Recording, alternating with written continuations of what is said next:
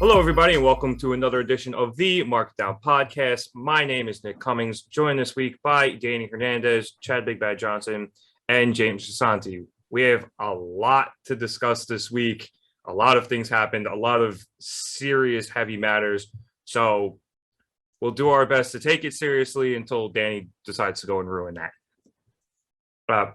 We start here this week with Jeff Hardy's arrest. Jeff Hardy was arrested in Florida under suspicion of DUI.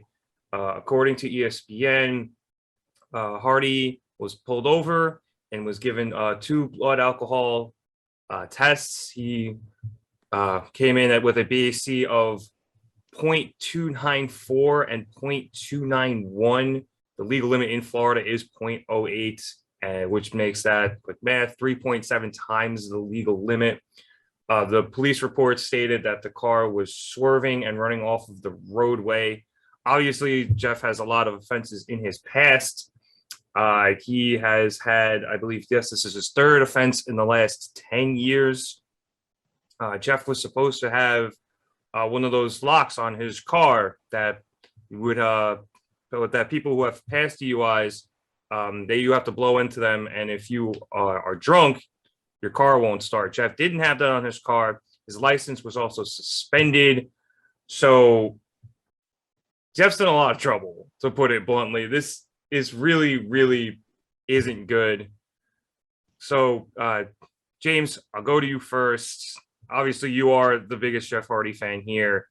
I know it's been a rough couple of days, at least, for you emotionally, but Jeff, obviously, in a very tough spot here, especially since he was just signed to AEW and everything in his past. What details can you give us?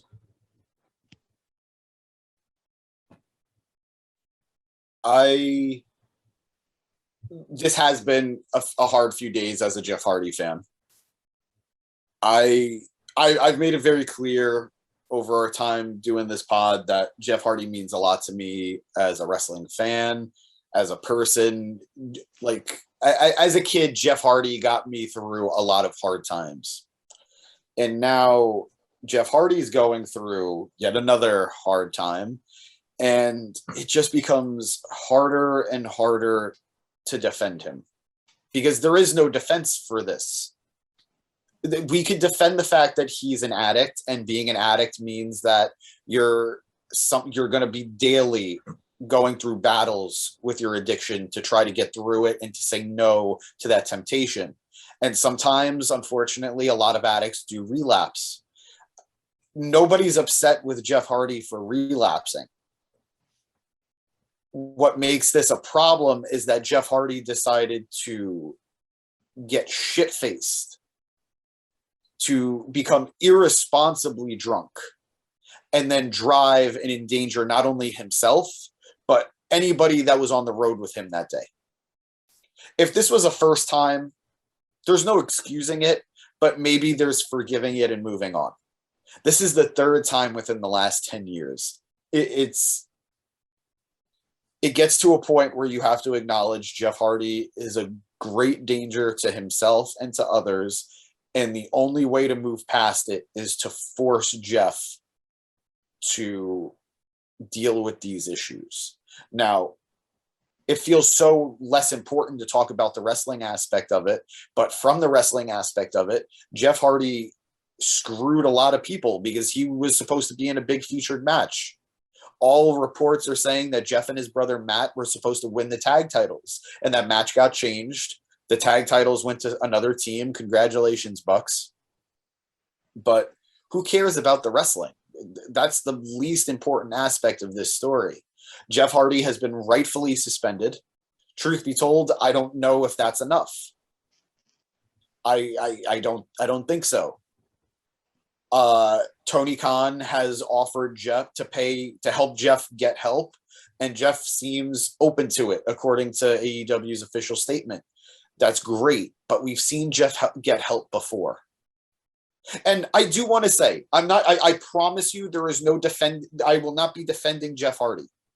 But there has been moments in the past where we saw Jeff Hardy's rock bottom was TNA when he came out to the ring absolutely like gone with the wind, and Sting needed to, the 11-second match, whatever.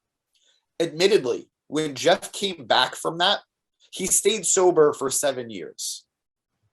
That is incredible. That is great. So it's not to say that Jeff Hardy can't stay clean, but he is clearly having trouble doing so. So I don't know what it's going to take to keep him clean. I don't know if it's possible anymore. I said it before we started recording, and I'll say it again. The only thing that has separated Jeff Hardy from Sonny is that Sonny killed somebody and Jeff hasn't. I pray we never get to a point that Jeff does that. But God forbid it ever happens, I'm not going to be surprised. It's irresponsible that Jeff Hardy was ever allowed to be in this position, but it's nobody else's responsibility to watch out for Jeff Hardy other than Jeff Hardy. So if we never see Jeff Hardy in a ring again, will the fan in me be upset? Yeah. But the human being in me recognizes that's probably the best thing. So I don't know what comes next for him. I hope he gets the help he needs, and I hope he's able to conquer those demons. Maybe he will, maybe he won't. But this really sucks. It really sucks. Like, I know we could be lighthearted about Jeff's shit, and we've been in the past, and I'm expecting it now. But this isn't a funny subject, but Jeff Hardy has made himself look like a clown once more. Yeah, I'll just read off AEW's official statement here from Tony Khan. We were able to resume contact with Jeff Hardy this afternoon. This came out a few days ago after his arrest actually happened. So AEW does not condone Jeff's alleged behavior. We've made it clear to Jeff that we'll assist him in getting treatment for substance abuse issues, which he has indicated that he's open to receiving. In the interim, he is suspended without pay, and he can only return to AEW upon successfully completing treatments and maintaining his sobriety.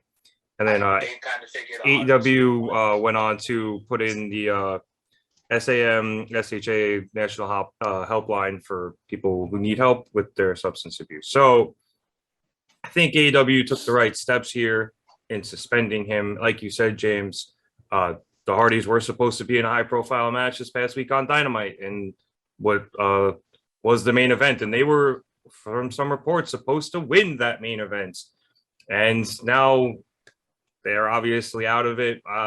Not sure what's going to happen to Matt, but like you said, the wrestling is kind of secondary to all this, despite the fact that it is something we do need to discuss. So Chad, I'll turn to you here, whether you want to get into Jeff or the wrestling aspect. I'll let you say what you want on those topics. Again, this is like when he first came to AEW, this is so much more than wrestling. And I hate that every time we talk about Jeff, it's literally everything outside of wrestling because of everything he's been through.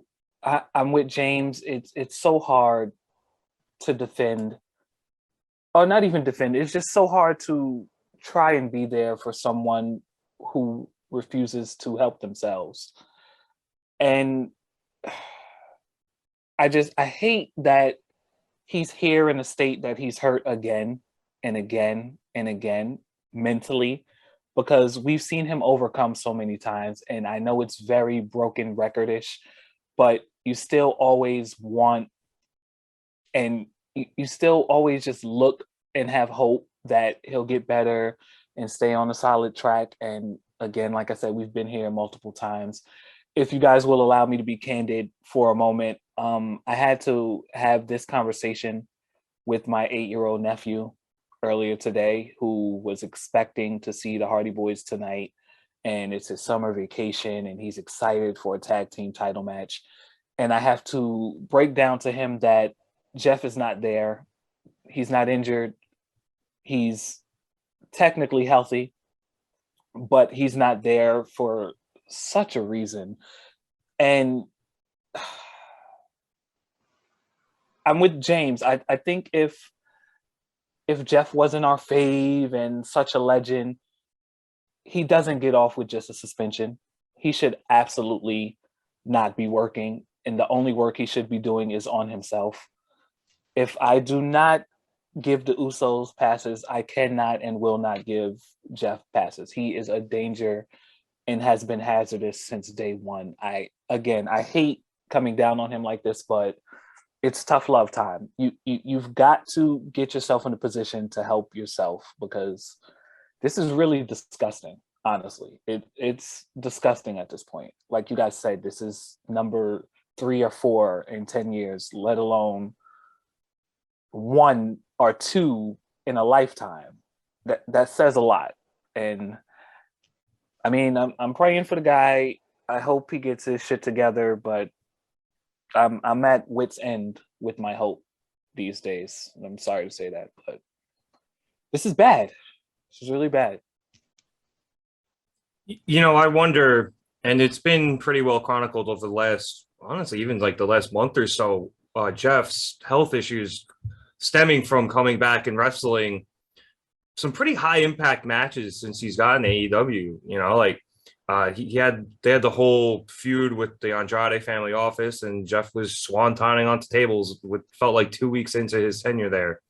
And then he had the match with Darby Allin, which was very physical, and apparently he was very beat up from.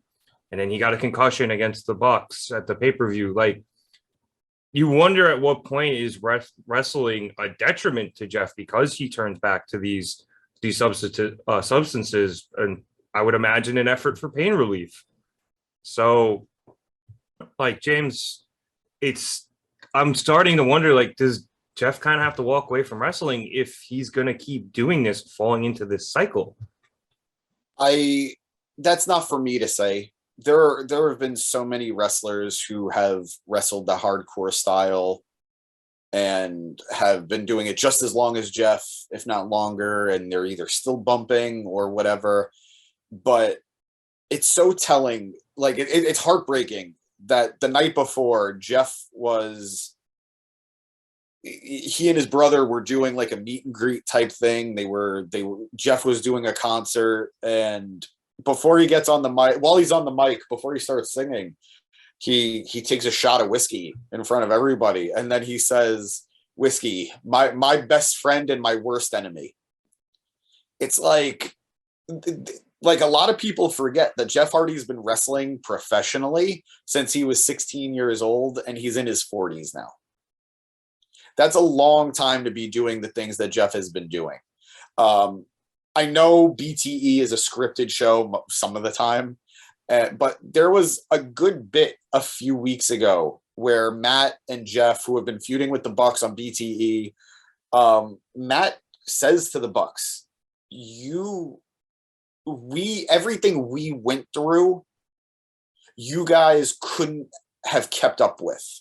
All the hazing that we went through, the locker rooms that we were in that encouraged us to do these things. I'm so grateful that you guys don't have to endure the things that we had to endure to get to this point. And I think there's a level of truth to that. It's also an easy way to sort of pass the blame to someone else. But the reality is, Jeff Hardy's been taking insane bumps for 20 something years at this point, and his body is miraculously still holding up in some way. You know, the fact that he can move at this point is a miracle in itself. But if Jeff Hardy were to ever wrestle again, I never need to see Jeff Hardy climb a ladder again. If Jeff Hardy were to wrestle again, I don't really need, is it awesome when I see him hit a swanton? Yes. Do I need to see him hit a swanton again? No. Just stick with the twist of fate, I guess. He should not be wrestling like he's 22. When we all talked about it, when that match happened with Darby, you know, where Jeff was going to climb the ladder, and then instead it was Darby that climbed the ladder and did that insane spot to the outside. It was a sick spot, but there's also that part of me that was just glad that Jeff wasn't the one who fucking did it. So not that was any picnic for Jeff either. Oh, of course not. Of course not. But I think it would have been a little bit harder on the 40-something-year-old to climb up that ladder and jump off of it than the 20-something-year-old. And truth be told, there are lots of comparisons between Jeff and Darby.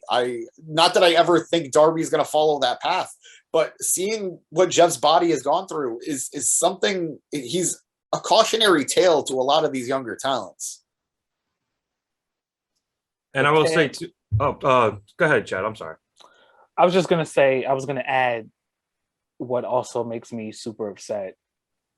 There's this thing called an app store on every mobile device, and it has so many rideshare apps, Lyft, Uber. I think they still make cabs, I'm sure. I think that's what pisses me off the most. You have money. If you don't have money, you have enough to get a ride. Cut this bullshit. Cut the shit, Tony. I do love that line, man. Sorry, James, to your point about, a lot of these younger guys seeing Jeff and not following. There were reports from SRS saying that a lot of the people backstage, talent included, were frustrated with the way Jeff has been acting the last few weeks, and frustrated that with that they were still getting the titles. So there was a lot of dynamic there. Danny, you have been waiting very patiently for your turn here. I appreciate that. And I'm gonna go to you with this. If you blow a 0.29, do you know how absolutely trash you have to be to do that? Like, I've heard of people, you can get alcohol poisoning at 0.2, and he was almost at a 0.3. I still have no idea how the fuck he was even walking, let alone operating a car. He was absolutely driving with his feet. Sorry, go ahead, Danny. He had to be. See, he was probably driving with both his hands and his feet because he couldn't figure out which one was the real wheel because there was probably 4 of them. probably. See, I don't know how much you have to drink to blow a 2.94 because I don't drink like a fucking maniac. I don't want to pretend that I don't have any sympathy because I do, because addiction is a real issue. But like, I have like 0.294% sympathy for Jeff Hardy. Like, I feel worse for James than I do for Jeff. I'll be honest. Like, I feel bad for James. I feel bad for anyone who's just a Jeff Hardy fan for whatever reason. Okay, I feel bad for you because, well, you clearly have your own issues that's your favorite wrestler, but like it's so. I'm not like. Can we be real here? Are we really surprised to be here? Because I'm really not, and that's not to like. I am a relatively cynical person, but like, I give. Chad mentioned the Usos. I give Jimmy shit all the time. I give him and Jeff shit on my Raw review. I made jokes at their expense. I can say that I don't know if we're gonna have an incident with Jimmy again. Whereas the Jeff one felt kind of inevitable, which is sad and and kind of depressing. But I really, really don't like drunk driving. I think it's one of the most inexcusable things. And that's why I'm especially harsh on it, because it's just, Rev drinks all the time. He's never gotten in a fucking car and drove home afterwards. I assume I've never been out drinking with him, but I can say I have not. It's fucking sketchy as hell. Dude, I barely like getting in a car, period, because I feel like I'm gonna get sick. Like, at that point, I don't understand it. The only drunk driving I do is in Mario Kart. That's where it's fun. Do you do that thing where you can't cross the finish line until you finish your drink? Yeah, man. Mario Kart is the best. I love Mario Kart. I am so good at Double Dash Mario Kart. It is not even funny. I believe it. But and that's the thing, is like, Chad brought it up, and that was one of the things I was going to mention. I was like, there's just no excuse in the world we live in. Like, we got Uber, we got Lyft, we got the other ones, but like, dude, you're not only that, you're Jeff Hardy. You literally could have just been like, there's so many people you could call. Like you could have put out a tweet and a fan would have picked you up. Like there was so many ways around this. At the end of the day, like it's just really bad. It's so irresponsible, and it's something that like you only get away with when you're that famous. Like that's the thing, right? Like, you know, if we had done that, you know, that we would just be in jail, and that would be that. And you know, again, this is allegedly, because you know, court date still has to be settled and everything, but there's no defense for his actions. Like he needs help with his addiction, and that's true, but I genuinely think he needs to serve some time for drunk driving. I do not, you can't excuse that to me. There's no story you can tell me, there's no reason you can give that excuses that. And you know, I don't actually remember now because I got iced out of the podcast for so long, but you know, James made a joke at Jeff's expense that the only difference between him and Sonny was that Sonny killed someone. And you know, great joke, James. Really ballsy of you to make. But and that's the thing, is like it shouldn't have to come to that for consequences, you know, to happen. Like that, just because they both did something equally as bad, it's just one result was way worse because someone else was involved. But that's the thing, like, anyone can be involved at any time. It's honestly just, it's garbage. I don't want to make too many jokes because you guys went on too long and got all somber and shit, but like I'm just having a hard time. I can't forgive him for this. I hope he gets better, but I don't want him in AEW at all. And I think James put it well. It's like suspending him's really not enough, and that reeks of.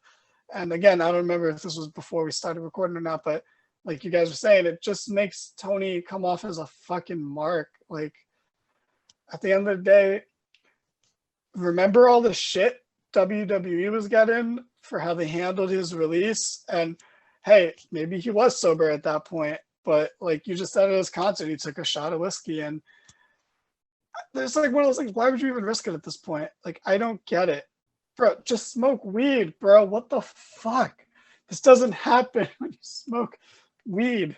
It's like, oh god, and it helps with pain too, man. The fuck? It was just 420, like when you just got to the company, but like WWE got so much shit for how they handled that, and I agree to an extent. How they handled it wasn't the best. But how can you fucking blame them? And I think I said too, I was like, I don't blame them whether they end up right or wrong. I don't blame them for their actions. And now it's like, you know, and maybe they were right to go to that extreme because they were off by what, 4 months? So, and that's the thing, right? Like we were saying, maybe suspension's not enough. Maybe he needs to be fired. If he gets fired, WWE is just going to take him back. Because, of course they are. He's fucking Jeff Hardy. Because, you know, I don't know if you guys subscribe to the fame to blame ratio, but he's at least at a level where he fucking keeps getting by. Ric Flair's having a fucking roast of Ric Flair. Like, these people are fucking immune from consequences in so many situations. And that's the thing, is Jeff Hardy will always, someone will always take him. If it's not WWE, it'll be AEW. If it's not AEW, it'll be Impact. If it's not Impact, it'll be control your fucking narrative. Like at that point, you might as well fucking go there at this point. But so there'll always be people that will enable him in a way, because if you're making him wrestle, this is going to happen. He's too old to take any bumps. James, you were saying it, but I think you understandably were a little softer about it. I don't think he should wrestle at all, because, and this is the catch-22 that he's kind of in, without doing this crazy stuff, Jeff Hardy is worthless. He can't wrestle anymore. So if like he's not doing crazy spots, there's no point in him wrestling. And for the better of everyone, especially him, he shouldn't wrestle. He can't do a swanton. Like, it's not even a matter of safety at this point. So he just can't do the move anymore. He fucking squashes people like full weight, ass on their stomach. That's not how you're supposed to do the move. And without the swanton, without a ladder spot, what is he good at? He can barely hit Whisper in the Wind anymore. His Twist of Fate is bad. He offers nothing really. And, you know, not to make it a thing, because there might be people watching this who don't normally watch our channel, but, you know, I was given a lot of shit for being upset that he beat Darby, but Darby's never going to get his fucking win back now. They should have just beat him. That was dumb. And I don't blame any talent who are mad at them supposedly winning the tag titles, because one, I find that really hard to believe. Two, like, that is inexcusable, and not even just in terms of like Hardy's condition or both Hardy's physical condition, but that 100% reeks of like what MJF was just talking about in his pipe bomb, the ex-WWE guy. Like, they don't need those tag titles. And that is, I think, would have been a terrible move. Like, my opinions on the Hardys aside, I think they're a little too old to be winning gold. Christian didn't win any AEW championships. The Impact title doesn't count. No offense, James. But it's, I don't know. I have a lot of feelings about this. Ultimately, I do hope that Jeff gets help and it sticks because he's gotten help already. I'm being so harsh about this. Like, I've been through it. I've had friends. I think we've all had friends that have suffered through addiction. And when someone you know, you obviously treat it differently, and that's, you know, fucked up. But I don't know. I'm going to flip-flop all over. But I will say that I hope this is the last time. But I also hope he faces real consequences. Being forced to go to rehab isn't consequences. It's basically a gesture at this point. So he needs real consequences. But also, Rebby Hardy was right. She did nothing wrong at all. That TikTok was great. I totally agree. Rebby will always put her family first. And she has been very gracious with Jeff in the past. You know, she's called Jeff out on his shit in the past, but the fact that she allows him to be around her children is a testament to how forgiving she can be, because she doesn't play with those kids. And if all she does is that TikTok, Jeff is getting off easy again. Yeah. And people just handle things differently and react to things differently. Like, you know, I make a lot of jokes, but like that's kind of how I fucking cope with darker stuff. And me too, man. It's not the healthiest thing. I'm aware of that. You're aware of that. But, you know, that's just how people get through it. And you know what? There's few people closer to the situation than her. So let her fucking handle it how she wants to handle it. Yeah, I mean, she had to make that whole video, like, telling everyone to let her, telling everyone exactly that. Like, I'm going to handle it the way I'm going to handle it. Like, get the fuck out of my life, you random internet trolls. Yep. So, look, I don't want to just put a pin on all of it. I don't want to wrap a bow on it because it's messy, and we're going to hear more as time passes.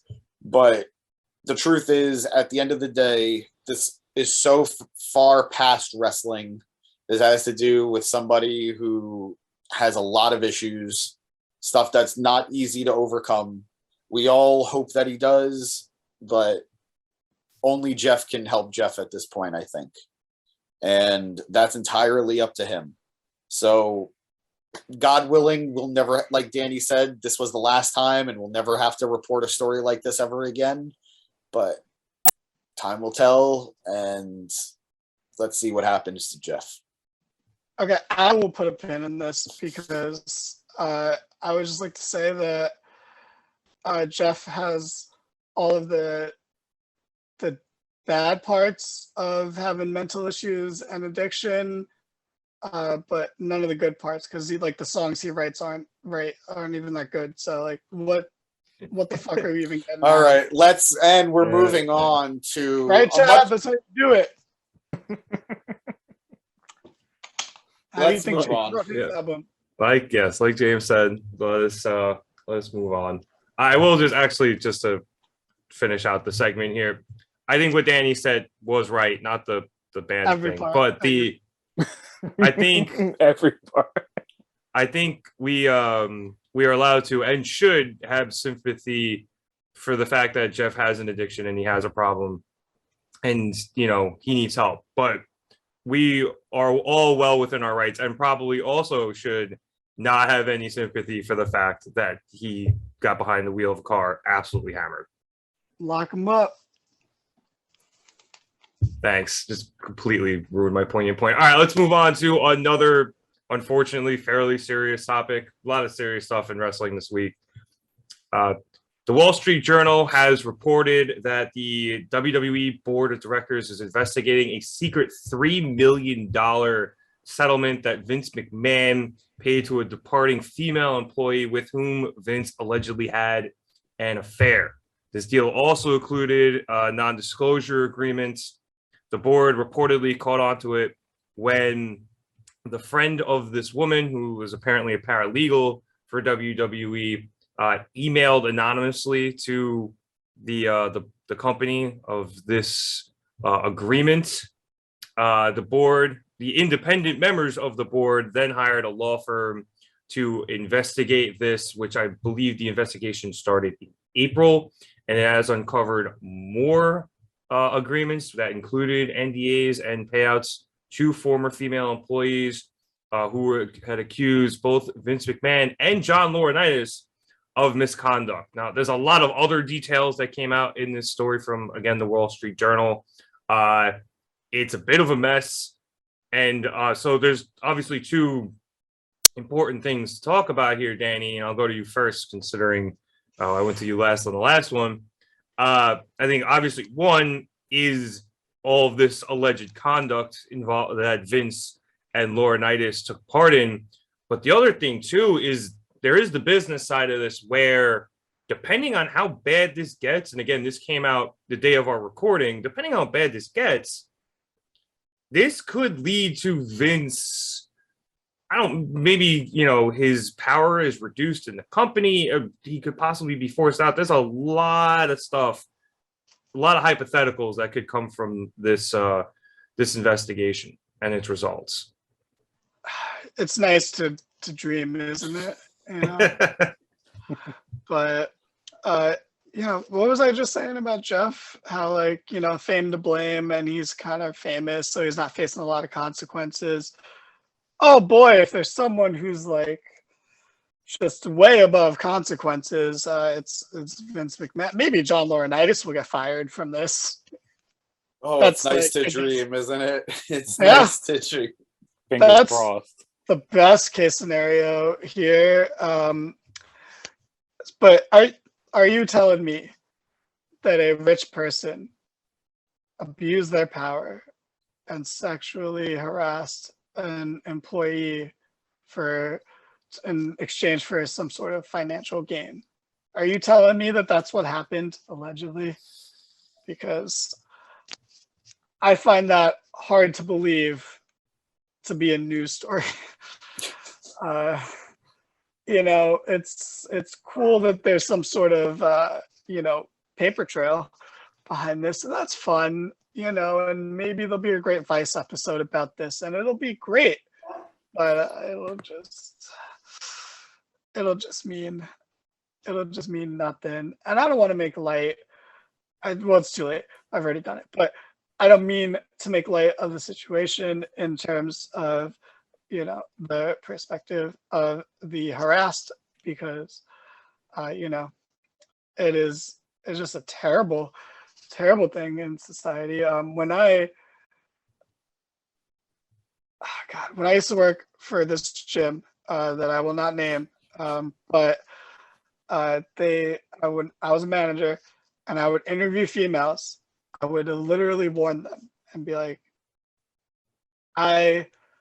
this isn't okay, and this isn't right, but you're a female working in a gym, and men who are going to be so full of themselves because they worked out for 35 minutes are going to harass you.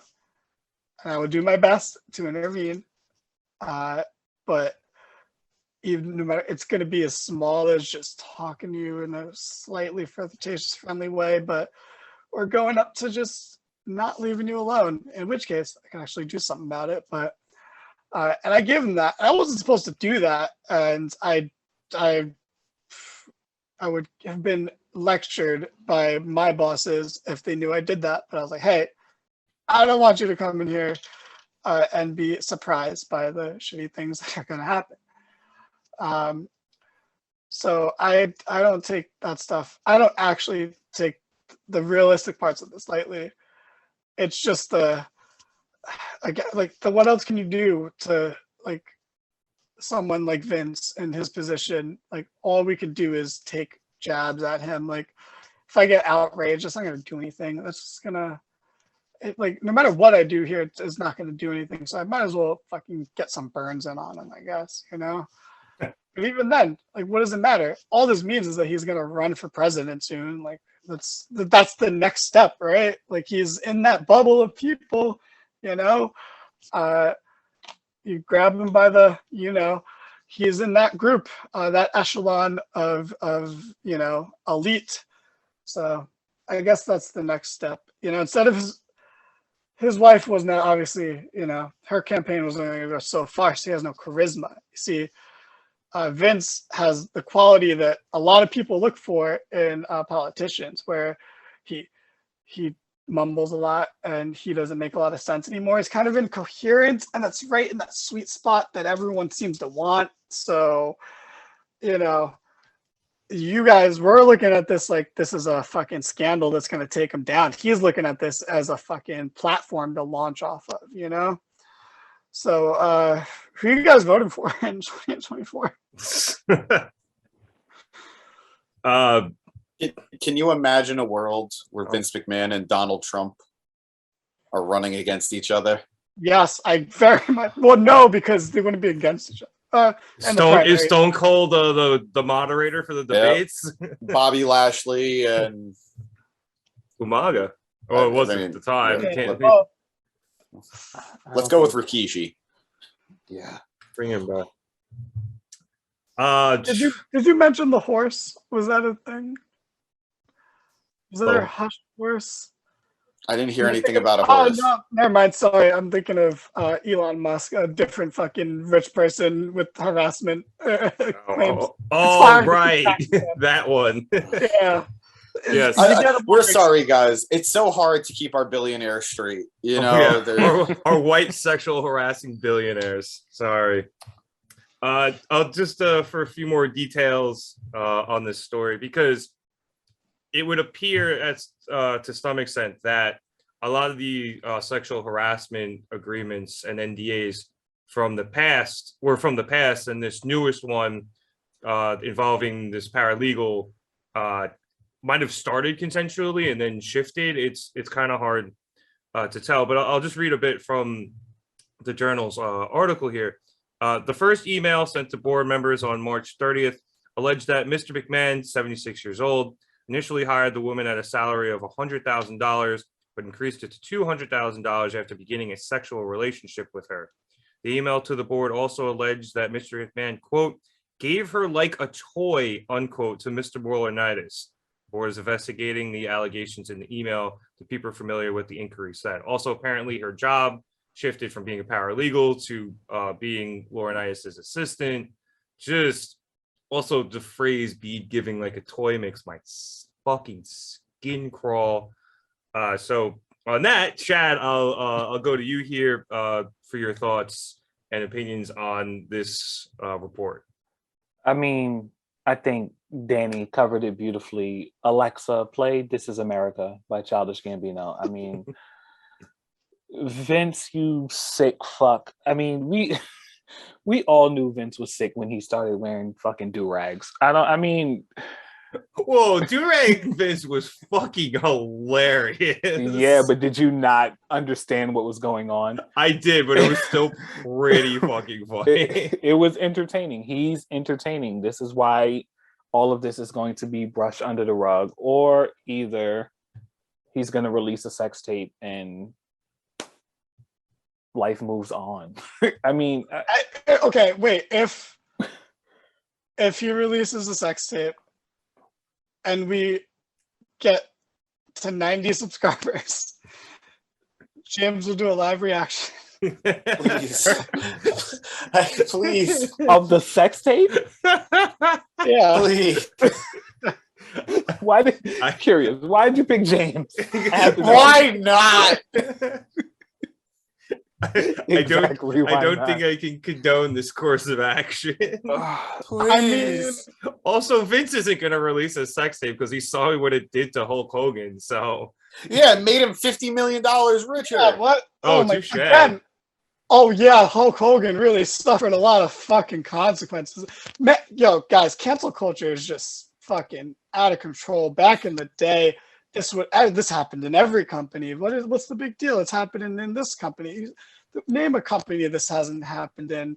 You guys are just so fucking soft with your half-ass man buns and your alcohol drinking and your fucking emotional rap albums and killing whales off the coast of Japan. Fucking allegedly. The album thing is real. Okay, I was gonna ask. I don't know where to go from there. Yeah, I don't know if I had a conclusion statement. I just know Vince is a dick. He's always been a dick. He's using his dick to be a dick. His genetic jackhammer. His grapefruit cojones has landed him in trouble again. Whatever. Everyone knows what happens from here. This is Monday Night Raw.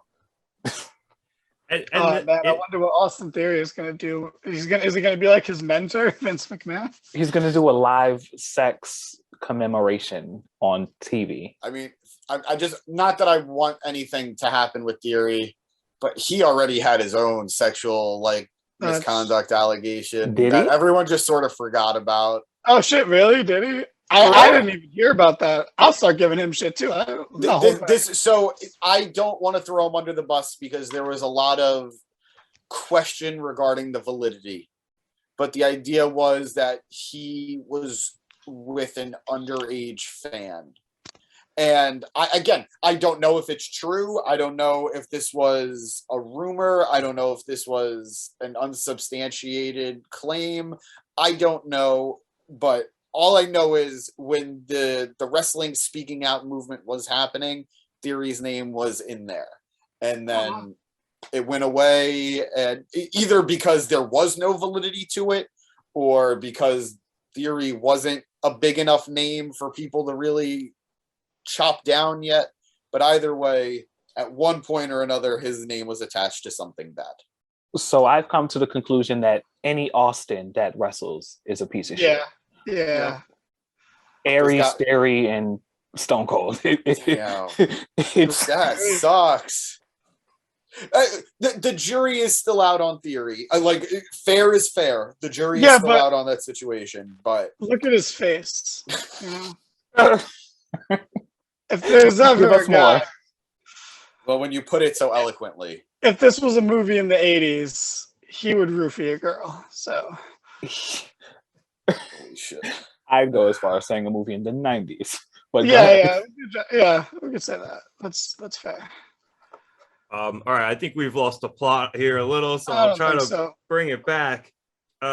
James, I think one of the more difficult things with this is, at least on the business side, Vince has a very, very firm grasp of control on his company. I do believe he owns 80% of the voting shares due to how that all works. And so it's a little complicated in, business speak, but he owns 80% of the shares, and getting rid of him is obviously incredibly difficult. People have tried and failed, the government included. So I really think this is going to have to become a very, very big scandal for that to actually happen. And I think you put it properly in our group chat. He will probably burn it down before he actually lets it. He has Seth frickin' Rollins on standby just in case. But I truly, I'm with Danny on this. None of this is shocking. None of this is, it's scandalous because of the subject matter, but it's not like I think we could have all seen this coming a long time ago. This is the same guy. And granted, I don't want to say that the characters people portray are who they are in real life, but this is a man who frequently put himself in positions to be in sexual situations with a lot of the female talent, whether it was Stacy Keibler, Tori Wilson, Trish Stratus. He got off on this stuff. And again, sure, he was the big evil Mr. McMahon character, but it doesn't matter. It happened far too often for us not to think that something was up with this guy. And people need not look any further than his Playboy interview, where some of the, let's be clear, Vince McMahon as a kid was abused by his mother and his stepfather. And Vince has gone on record that it's a shame that the old man died before he could kill him himself. This is news to me. Please continue. No, Vince was beaten. Vince was sexually assaulted, I think, by his cousin. Vince has a very fucked up childhood. He comes, no exaggeration, I don't make light of this. Vince essentially comes from trailer park trash. Oh, he needs a 30 for 30. Continue. Oh my God. There isn't enough time in any documentary to cover Vince McMahon. But he has a very tragic upbringing. He didn't know his dad was Vince McMahon Sr. until he was far older. And then when he met him, it was never a warm relationship. People like to pretend that it was this loving relationship, but Vince essentially forced his father out of the company. There is a lot of tragedy surrounding Vince McMahon. That doesn't excuse anything, just like we talked about the last story, we're responsible for our own actions. But Vince is a fascinating person who's done a lot of bad things in his life. Some good, but a lot of bad things in his life too. And this coming out isn't shocking. It's sad, but it's not shocking. And between his ownership, between his wife's ownership, between his kids, well, I guess Stephanie, I don't think Shane actually owns anything anymore. But between the McMahon family's ownership of the company, outside of a legal hostile takeover, I can't imagine Vince losing any control here. I truly believe he would crash and burn that company before he'd ever let someone take it away from him willingly. So I don't know what else there is to say. Monday Night Raw is going to come out. We have Friday Night SmackDown. It's going to continue just as scheduled. Monday Night Raw is going to come out just as scheduled. And Tuesday night NXT Dynamite is going to come. Oh, it's 2.0, isn't it? Wrong company. But it's going to come out just as scheduled, because what's another scandal for Vincent Kennedy McMahon? Do you think he stays off TV for a limited amount of time, or do you think he gets directly in front of it? I'd almost say the opposite. I could see this man getting on TV and making fun of it. Yeah, because he hasn't been on TV for a month. So yep. Either he'll just still be off TV because he just doesn't like being on TV anymore, or I think what James said is very possible too, where he's like, yeah, fuck it, now I'm going to get back on TV. I found a reason to be back on TV. Yep. I mean, he loves controversy. So he says he doesn't love being on TV. He doesn't like bringing out the Mr. McMahon character. And I do think there's probably some validity to that, but he loves fucking with people who piss him off. Yeah. He loves getting the upper hand on these people. And he has a platform that he created that he can do that. Yep. Yeah. I mean, to your point, Maybe James. Oh, go ahead, Danny. I'm sorry. Oh, no, I wasn't going to say anything serious. I was going to say maybe he'll just buy Twitter or something, whatever fucking billionaires do. But to your point, James, like you said, I think it's going to be next to impossible to get him out of this company, either without him just burning it to the ground. It's going to be so difficult. I don't know. Maybe Nick Khan can figure out a way to do it, but I don't know. It's going to be hard. And obviously, as with the last story, this is a developing situation. I imagine as the investigation continues and more people decide to start talking to the press, that will end up with more information. And obviously, we will do our best to cover it here. But this is going to be an interesting one. I am really intrigued to see where this ends up going, because it could either become an absolute mess, and it could be the death of the company, or absolutely nothing can happen, and it's just another story of Vince being a super fucked up dude. WWE is too big to fail. Even if Vince does, let's say we live in a fantasy world where Vince McMahon faces repercussions for his actions, somebody else will run that company. It's too big to not be bought out by someone else or a bigger organization like fucking Disney or whatever. So WWE in some shape or form will always continue. Agreed. Under who knows? But no, WWE isn't going away anytime soon. I mean, there have been rumors for the last year or so that they've been trying to sell. The most recent one was that they might try to sell the NBC Universal. So who knows, man? And if this happens, and Vince needs to get out, that could be a catalyst to them actually going through with it. Because unless Vince really, really, really, really, really wants the money, I don't know if he'd ever cede control to a parent company. Like I said, as more comes out with this, we will update you on it. We every week here on the Market Down Podcast. But let's move to now another developing story. A lot of developing stories on the show as well. So literally right before we started taping, this is Wednesday night, there was a report from Raj Giri, and I hope I said that right, of Wrestling Inc., that Sasha Banks had quietly been released from WWE. Now, WWE has yet to officially confirm this. Sean Ross Sapp has been trying to confirm it. He did say that he asked WWE about the release, but Talent Relations didn't have any information on it, though he did say that Gary does tend to have good sources. And to follow up on that from SRS, he said, we've been unable to confirm the Sasha Banks news as of yet. She's on the roster page. WWE reps haven't confirmed. Talent Relations hasn't issued anything to Talent, but and no internal memos have gone out yet. We'll keep digging to get an answer. If it's happened, it's been quietly. Now, he's also gone on to say that no one has denied it yet either. So this is currently rumor / speculation, but we felt it big enough to cover here tonight because it's Sasha Banks, and we haven't had any news on her since her departure from Monday Night Raw a few weeks back. So, Chad, I'll start with you.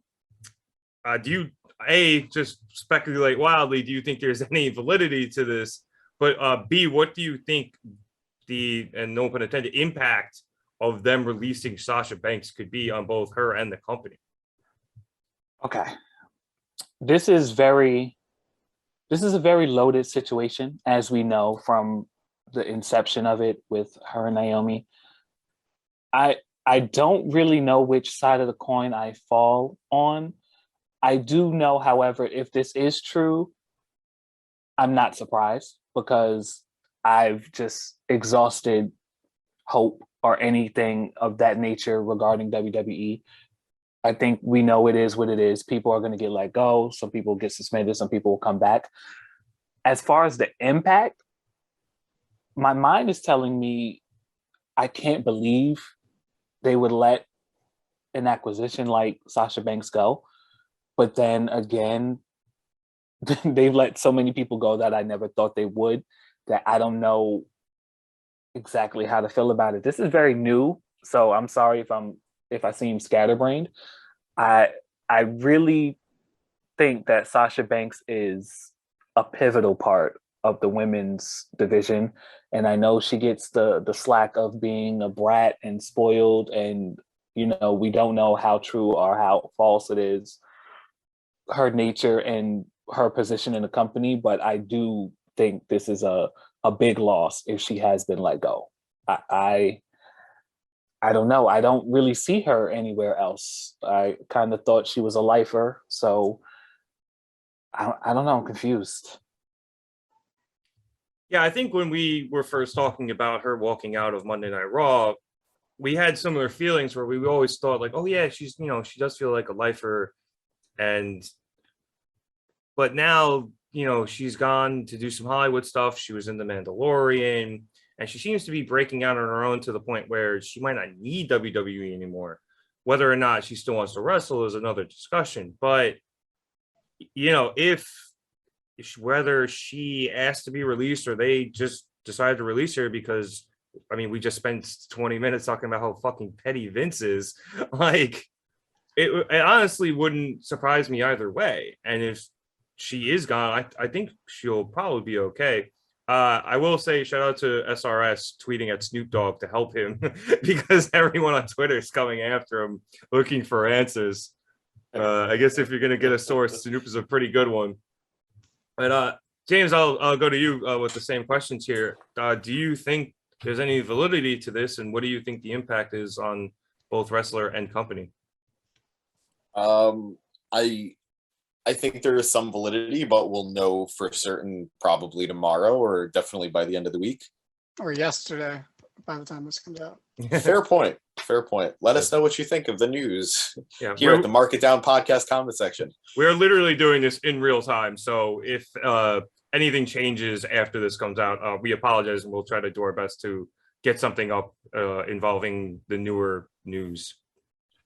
But if she's gone, there's a part of me that doesn't see her wrestling again, or at the very least for a long time. Like, I don't see her just jumping ship to AEW. Although, if I'm AEW, I release whoever I have to release to clear up money for Sasha Banks. I don't know. WWE is foolish to let this happen. I'm very interested to see what's going on with Naomi. Why is Naomi? But we'll see. I don't know. I think this was such a messed up situation all around from everyone involved. And from a wrestling standpoint, I don't know who benefits. WWE certainly doesn't. Wrestling wise, Sasha Banks doesn't. But maybe this is what she wanted. Maybe she's happy going off to Hollywood. The few things that she's posted since the incident happened, she was at a concert, she went on a tour, she did this, she did that. She seems to be living life right now, and good for her. Like, if you've got the money and you can be happy, go be happy. But it feels like a waste of talent.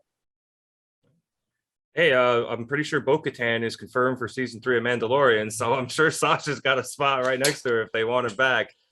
Go for it, Jon Favreau. I liked her in that role. Danny, obviously I'll go to you now. What do you think about all of this? So I disagree to an extent with Chad. Just say, like, I don't think she is actually pivotal to the women's division anymore. I don't think she has been since not that long, since like last year's WrestleMania. But I don't know. I keep going back and forth because it's like this is a situation where I don't want to defend WWE, but I don't think Sasha's 100% innocent either. Maybe I don't believe she threw.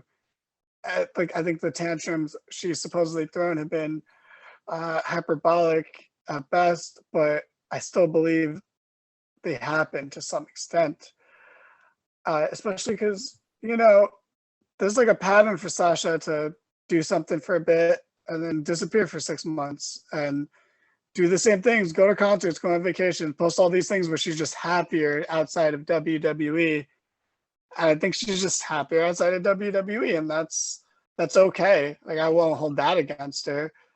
But I do want to touch on what James said in that I think it's bullshit if they don't fire Naomi too, if Sasha has been released. If that is what has actually happened, I think it's bullshit. I think it's nepotism. And I think her and Jimmy Uso should be fired. Everything's been worse since Jimmy Uso's come back. Roman Reigns was a good character for like a solid fucking 6 months until That Jimmy. is such a valid statement. That wow. I know. We're talking about Sasha Banks, but I had it in my head that no matter what, I was going to mention that. Fuck No, Jimmy. it's true. Jimmy Uso has made the WWE worse. It's Yeah, true. but fucking He also has 5 DUIs. 5. Oh my god! Especially, I take back whatever not less than as 10 mean years. thing I said about him earlier in this episode. Get the fuck out of there, bro! You're a monster. You're a detriment to society. Forget the company. He has Uso- 5 alone, or combined but, with the but brother. Combined, it's 6. Jay had 1, and it seems that ever since Jay hit that DUI, he really did turn his life around. Jimmy has 5.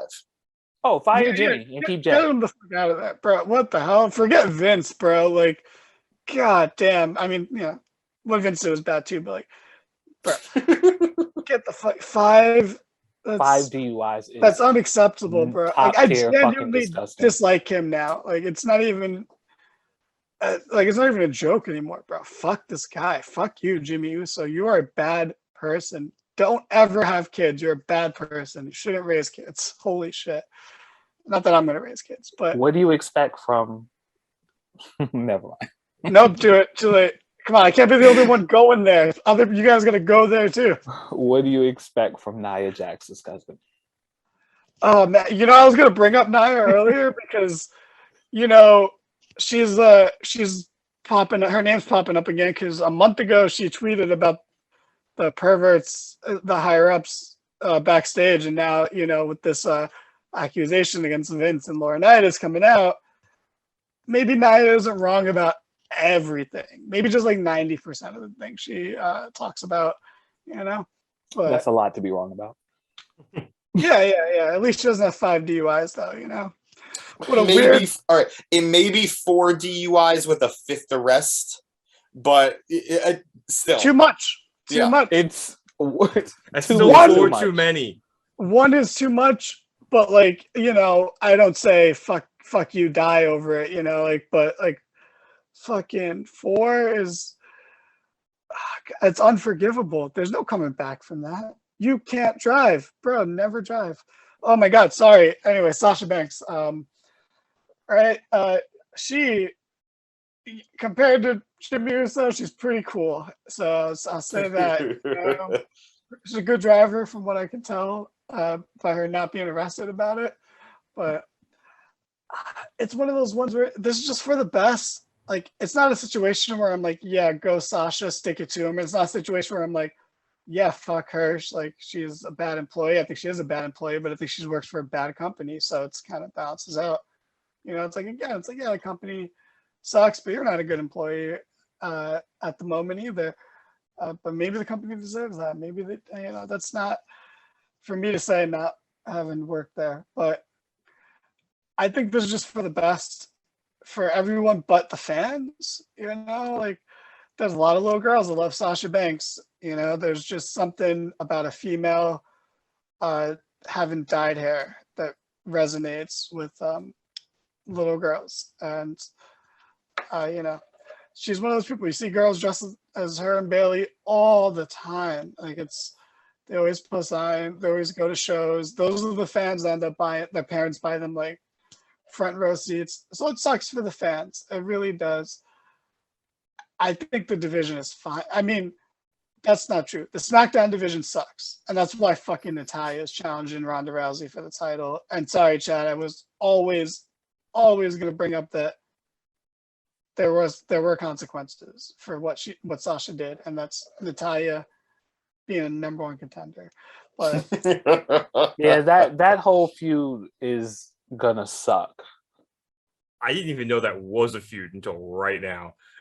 Jesus. Oh, in real time. That's wonderful. Also, sorry to double back, but yes, it is 4 DUIs, and 2 of them are in the same year.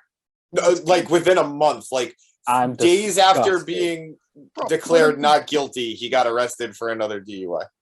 Disgusting. It must be fucking nice to be famous, but That's unacceptable. What are we doing as a society here, folks? What the fuck?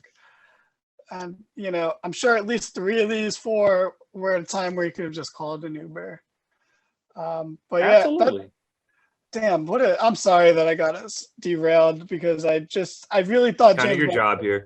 had a good point with the Naomi thing, because I don't think it's fair if only Sasha gets released and Naomi gets a pass because she's related to someone or she's married to someone who's related to Roman Reigns. Well, to play devil's advocate, if I can. Sure. If this is Naomi's first offense, which I think we all agree or kind of know this is her first like big thing, and all of the Sasha shit is true, and this is like Sasha's 10th offense, do you feel the same, or does it not matter? Same crime, same punishment. I mean, I do believe that she was just following Sasha's lead, but she still did it. And people don't get away with that really to that extent. Like we said when it first happened, Stone Cold didn't get fucking away with it. Like, who the fuck is no offense because she's a good wrestler, but like who the fuck is Naomi to like Yeah, comparatively to Stone Cold, yeah. No, I totally understand. I get it. Like it's I don't know. I like that won't sit right with me. And it'll make me resent Naomi, who's otherwise seems like an okay person, unless you're about to tell me that she also has DUI. I think she got arrested with one of them. She was in the car with him for one of them. Yeah, the one where called the cop an asshole and shit. Like, yeah, but I don't know how he would have gotten a DUI if she was driving. I think they lied, and she tried to lie and say she was driving. Why didn't she? But then why? Yeah, why would she not drive if he was drunk too? What are the chances that she wasn't also drunk? She was probably on Total Divas at that time. Like, it's almost encouraged then. Like, in regards to her also being let go, the possibility of it, I do believe her contract is up in a few months. So it is possible they just let it lapse instead of outright releasing her. But who knows? They might not want to for the nepotism reason. Yeah, absolutely. The nepotism reasons that you already listed. I will say, if Sasha is being released or whatever, it is very interesting that she is the first of the 4 horsewomen to leave WWE. The rest of them are still there. I know it can occasionally get a little contentious with Charlotte, but she's still there and is probably, we would all assume she's a lifer because she's a Flair, and I think Vince will pay anything to keep that name within the company. Becky seems to still love it there, and Bayley as well, although, obviously she's been off TV. But Sasha, losing, I think, one of the four horsewomen is a very big deal, especially if Sasha does end up in AEW. Whether or not that happens again is, remains to be seen. It even remains to be seen if she's been released at all. But I do think, her being released and possibly ended up in another company as one of these 4 horsewomen who redefined that women's division is a massive deal. I also have a really, really small inkling. It's not a big feeling, but I also kind of feel like, since you said that, now since they have Bianca Belair, they can kind of, I don't want to say overshadow or eclipse Sasha's career, but I just feel like Danny said, they haven't been using her as well, and she disappears for 6 months and comes back.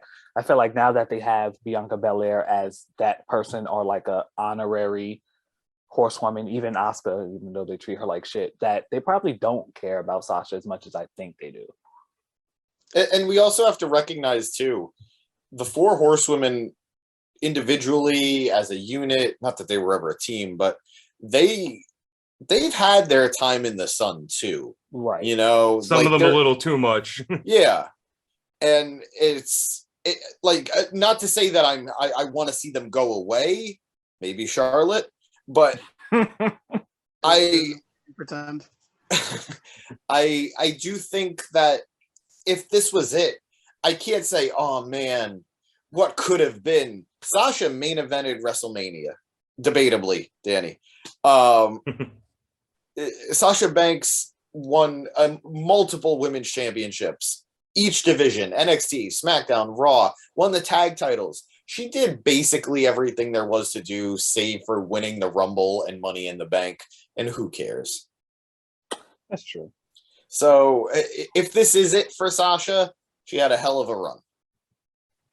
I also hate that if this was Charlotte, this would not go this way. But that's neither here nor there. I mean, this thing, is it a surprise that Sasha's the first of the horsewomen to go? I've said this before, the only way it would have been anyone else is if Becky got fired before she became the man, which was a very high possibility. Like, if she didn't become the man, she would have been fired by now for sure. I do think there was a period where Bayley could have been fired. Early on in her main roster run. Fired? Bailey, this is your life. No. Yeah. Definitely not fired. No way. They wouldn't have let any of them go at that. Like, she was still like a merch mover. There's no way. They just True. buried her, but they didn't think they were. They were like, oh, she's a underdog babyface. We could just beat her over and over again, because they still think that because that's what happened with Brian by accident, that's how they book baby faces. But yeah, they just stopped protecting her for a lot of months, but then it turned around, so it ended up working. Yeah, like, you know what, Charlotte should leave too, and then her and Sasha could form a tag team and just be called the Bitters or whatever. Like, it'll be great, probably, maybe. Bring back the BFFs. Honestly, yeah. Charlotte, again, rampant speculation. Charlotte leaving would be a big deal because Andrade is in AEW, and I think that would really keep the the rumor mill going there. But like I said before, all of this Sasha news is being reported in real time here right now. So please check back with the channel, whether it's here or on Twitter or Instagram, and if something changes, we'll get something out. So want to cover one last story here really quick, and that was the announcement that Paige has left WWE.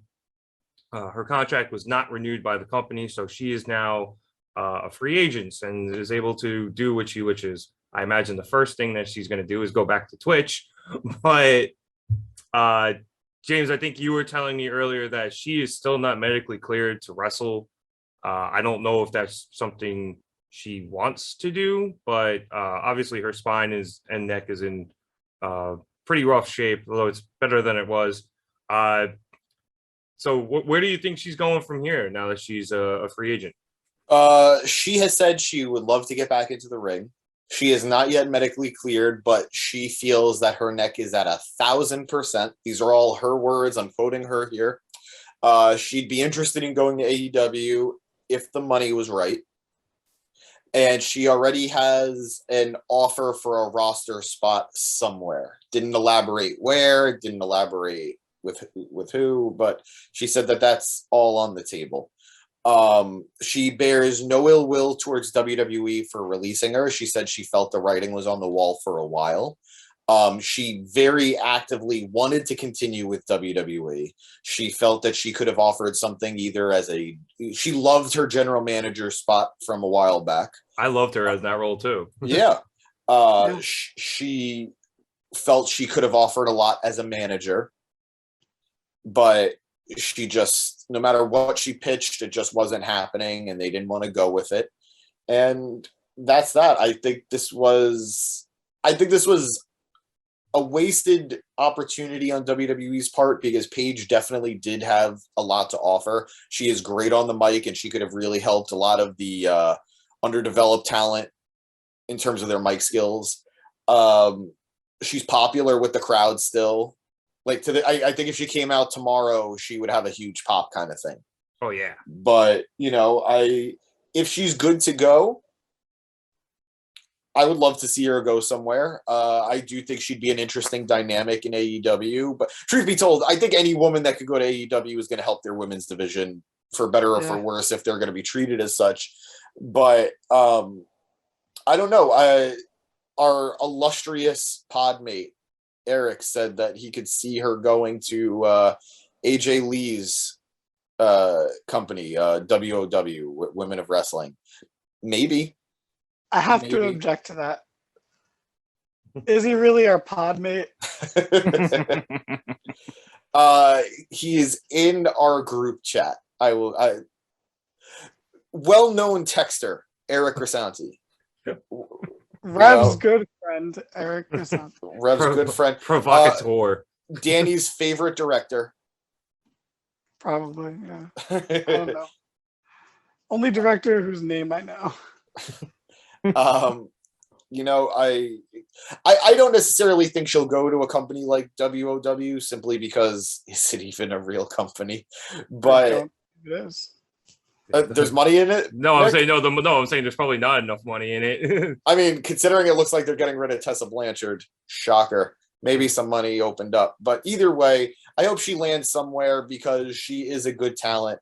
But first and foremost, physically, I hope she's okay. And, you know, maybe just date your, maybe like dump your shitty fiance. I was gonna say, I hope mentally, I hope she's okay as well. You're right, though. I think even though she was, you know, unable to compete, I really do think WWE wasted her. You know, she did have the GM role, which I think we all just agree we really enjoyed. She was the mouthpiece for the Kabuki Warriors for a while, which was kind of funny, even though it was slightly mismatched. She could have done stuff in NXT, you know, if they needed her to. I thought she could have been great on commentary if they wanted to do something there. She did pretty well in the Fox show for when that was still on, which I almost miss. It was kind of cool having that show around. But, you know, at a certain point, I don't know why they gave up on her, but they did. And she sat at home for a while, Chad, and now she's free to go where she will. First, let me just say, James, I want you to make it a tradition to shit on Miss Blanchard every week if you can. The whole family. I love it. It's the best part of my days. As far as Paige goes, man, she's like, I put her in the same mind frame as Becky. There's really nothing that she can't do. I've enjoyed everything she's touched, even that Tough Enough season she was on. Like, I don't understand where in a world where she's the first NXT Women's Champion and she was also in a stable with Mandy Rose at one time. I don't see why she's not over there doing something or managing. They really dropped the ball with her on a lot of shit because she's honestly amazing at a lot of things she does. And I actually think she doesn't get enough credit. But with that being said, the health is questionable. So I tell her to sit back for a minute, but the world is her oyster. I mean, she can do anything. She can go. She's like 28, 29. She still got years on her. She'll land on her feet for sure. Yeah, and you know, every injury is different. Edge, obviously, a lot of people say online, you know, oh, they're the same injuries. They were similar, but I don't know if they were specifically the same, especially because it's well documented that Paige has scoliosis. Shout out everyone with scoliosis. I have it. It's annoying, but but I, you know, it does affect, you know, her neck and the spine differently than the way Edge was affected. So, you know, it's going to take her a little bit of time to get back, and hopefully as the medicine progresses, you know, she can if she wants to. But until then, Danny, you know, she's probably going to end up somewhere. Hopefully she ends up somewhere just talking, because I just really do miss the fact that she isn't on a microphone somewhere on my television outside of Twitch. I love Paige. Yeah, I have a bias towards Paige. I'm a big fan. Been a fan since like day one. I'm trying to not just say nice things. I don't know why, but You know what? Actually, since I'm talking about Paige, you know what? I'm glad Sasha's gone. Fucking ending Paige's career. Oh my god. Bullshit. Accidents happen. It's okay. Don't actually blame Sasha. It's just wrestling, you know. Yeah. She's not Nia Jax, you know. But yeah, I will say I agree with you, James, that she just needs to get some better taste in men and friends. She's friends with Nia Jax too, but you know, that's okay. I don't She's hate a bad Renee. judge of character. Yeah, you know, I'm not gonna give Renee shit just because she gave Nia Jax a platform to fucking give her weird opinions. But Paige is she's great. I was always more of a Paige person than an AJ person. Not to take anything away from AJ. AJ is, you know, fantastic. But yeah, I hope Paige does wrestle again. And you know what? Now I do hope it's an AEW. And I know, like James said, like, any woman that can go to AEW will help. But Paige is like above everyone else. Like she's one where I'm like, yeah, you got to push her above everyone, above Britt, above everyone. She has the star power. She has the following. You know, we could shit on the quality of the show and the genre in general, but like, you know, Total Divas was popular. She was on that. You know, she has a lot more star power and name value than, honestly, a decent chunk of the entire AEW roster in general, not just the women's division. But It would be, you know, the equivalent, I think, of Punk, you know, going to AEW, like the women's equivalent of that. Yeah, she's the anti-diva. Like, yeah, I would. she's like, her. It would be the women's equivalent, and I would honestly put her below Punk and Bryan, but above Christian in terms of like names going over. Because, you know, as great as Christian is, you know, he's like a B guy, you know, like he's not that biggest. And you know what? Well, you're gonna say, James, I feel like she does have name recognition from Total Divas, and they made a movie about her. Like that was like a legit movie. Like The Rock was in it and stuff. You know, like people know who Paige is. What? I said The Rock helped produce it and stuff. Yeah. Like he backed that. Yeah, it was his idea. Yeah, he wanted to make that movie. He was fascinated by Paige's life. Like, yeah, Punk, they want to make a movie about you? I don't know. I don't know if they did. I'm just assuming no. But he's in a bunch. Are they good? That's I don't know. I don't have the emotional capacity to have this fight right now. So it's not a fight. I don't know. I don't know. Well, did they ever make The Chaperone 2? Because apparently that was going to be good and funny and successful. If you haven't heard of it, I guess it wasn't successful, so they probably didn't make it. No, I get the reference. Okay. And not. Jeez, man. All right. But anyway, yeah, Paige is a big deal, and I don't actually blame WWE for letting her go. If you're not going to let her wrestle, I get it. It's like, oh, we've already done everything with you. All the things we just mentioned, she did all those things, and so it's like for them, it's like, oh well, what else is there to do? Like, you know, if we're not going to clear you, there's nothing else for us to have you do. And like, I get that. And yeah, for Paige, it's just, you know, she didn't want to leave, but you know, she can go on Twitch again. She can show up somewhere else. She can dump her boyfriend who I don't want to start making accusations here, but didn't he do something fucked up, James? Isn't he abusive or something? Wait, who's this? Paige's fiance, boyfriend. Oh yeah, like I'm pretty sure he has a sexual assault. Bit of a checkered past. And his band sucks. Like, what the fuck, bro? The biggest sin of all. Sorry, Nick, not Rev. But yeah, I don't know. That's not a good band. Just date the lead singer from the Front Bottoms page, okay? Like, Oh, what a band. Yeah, I think just, you know, to wrap this one up here, I think it's going to be interesting to see what Paige does, whether that's just hang out on Twitch or actually go to a new company. And whatever it is, we'll be sure to talk about it here as well, because I'm sure it'll be exciting. But I just hope that she's healthy, both mentally and physically, and she continues to stay as such. All right. So with that, I want to thank everybody so much for watching. After a few weeks of pretty short shows because nothing was happening, everything happened this week, and it's one of our longer ones. So thank you for sticking around with us throughout all of this. Be sure to like and subscribe. We are nearing 100 subscribers and James rapping. So we're all very much looking forward to that. And so, click the subscribe button and help us get there. Also, check out all our social media stuff. It'll be in the description below. You can go talk to Chad on Twitter, Danny on Instagram, or I think James does Facebook, but it's Facebook. Come on, nobody really goes Doesn't. there. I posted the link for tonight.